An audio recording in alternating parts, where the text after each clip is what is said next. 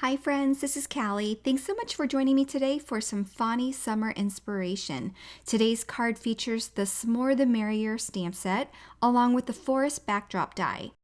I'm going to select the few images that I want to use for today's card and show a bit of quick coloring here. I'm going to speed it up, but it's all going to be the same. Sometimes I lay down the lightest color first and sometimes I start with the darkest color. My biggest tip with shading is to use very minimal of the darkest color. That way you can blend with the medium and the light and make sure that there's a soft blend between all three shades if you choose to use 3 different colors of markers. Many of these images have tiny spaces, so you only need 2 markers, and that always makes for quick blending. For a full list of the marker combinations that are used, be sure to check out the blog for this particular video. Coloring these images makes me want to go make a s'more. My family and I actually make s'mores on a weekly basis. We have a fire pit outside as well as a large area for a bonfire, so we're always starting fires. That sounds terrible, but it's a great time for us to make s'mores once the fire dies down, and we do it quite often. My kids like to put Reese's peanut butter cups in theirs instead of regular plain Hershey's chocolate, and that's always a good option. You know what else is really good is Rolos. I love the caramel, but I have to say that the plain Hershey's chocolate is always a favorite.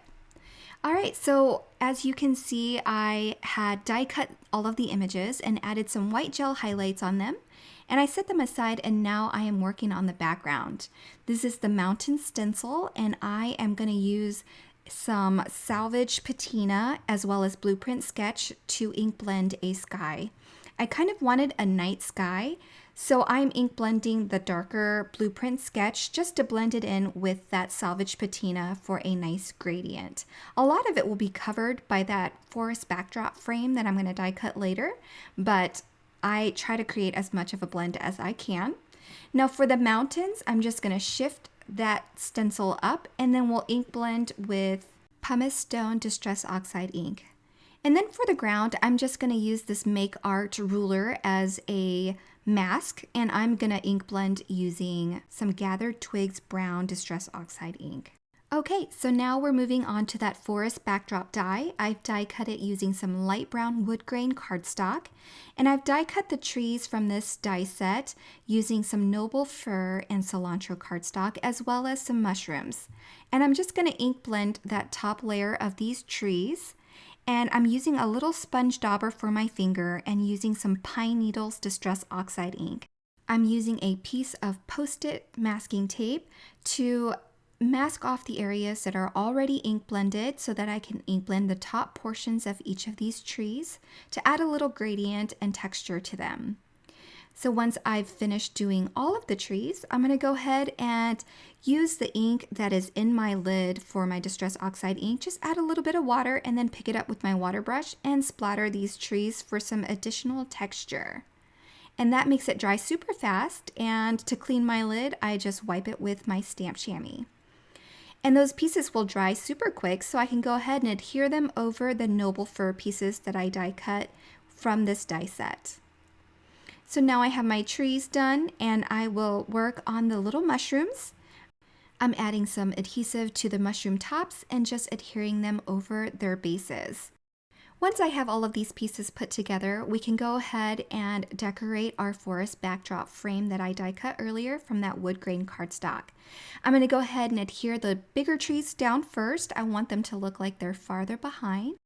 In order to create that illusion, I'm going to use foam adhesive on my smaller trees to pop them up and make them look like they're closer. Once this forest backdrop is complete, we can go ahead and adhere this entire frame to our background that we stenciled and ink blended earlier.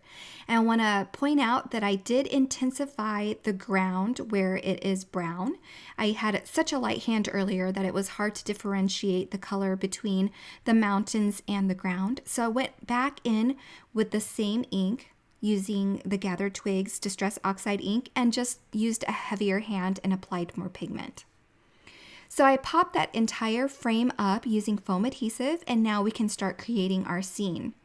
Now to make these critters look like they're actually holding some of the s'mores accessories that we colored, I am using a craft knife to cut around their arms and that just makes it look a little bit better when they're holding the roasting stick or the marshmallows here. Once I have my fox holding his little s'more and his little hedgehog friend holding the roasting stick just right, I'm going to go ahead and lay out my scene and make sure that I have room for all of my s'mores scene. And then off camera, I go ahead and adhere everything using foam adhesive. Since we have a fire in our scene, I thought this little swirly puff of smoke was really cute. So I wanted to emboss that over vellum and then die cut that and adhere it over the flames to give it a little bit more interest. I thought that was an extra touch that will make your card a little bit more interesting. So I'm going to go ahead and adhere that straight to my card using some liquid adhesive. Just a light hand, it'll dry clear so we won't see the adhesive underneath that vellum. For the sentiment, I'm selecting a few sentiments from the stamp set. It's gonna say, everything is more fun with you. So I am piecing together my sentiment and preparing it in my MISTI with my anti-static powder tool. I'm gonna stamp that with Versamark ink, apply some white embossing powder, and then I'm gonna heat set that once I can get all the straggling powder pieces to go away. I trim all these sentiment pieces individually off camera. I didn't have enough space to have one long sentiment strip, so I have 3 little pieces that I'm going to adhere cattywampus to my card. I'm adhering the 2 side strips directly to that frame and then using foam adhesive to adhere that s'mores piece too. I have a note card now that's A2 sized, and I'm going to add some adhesive to that, then stick my entire frame over that to complete my card. Before I finish, I'm going to use my Jelly Roll pen to add a few more highlights to those trees and mushrooms on the front of my forest backdrop frame. And that'll finish my card for today. I hope you enjoyed this summer inspiration. I'd love it if you gave this video a thumbs up if you enjoyed it, and check out more videos if you have time to watch. Thanks so much for stopping by, and have a great day, everyone. Bye!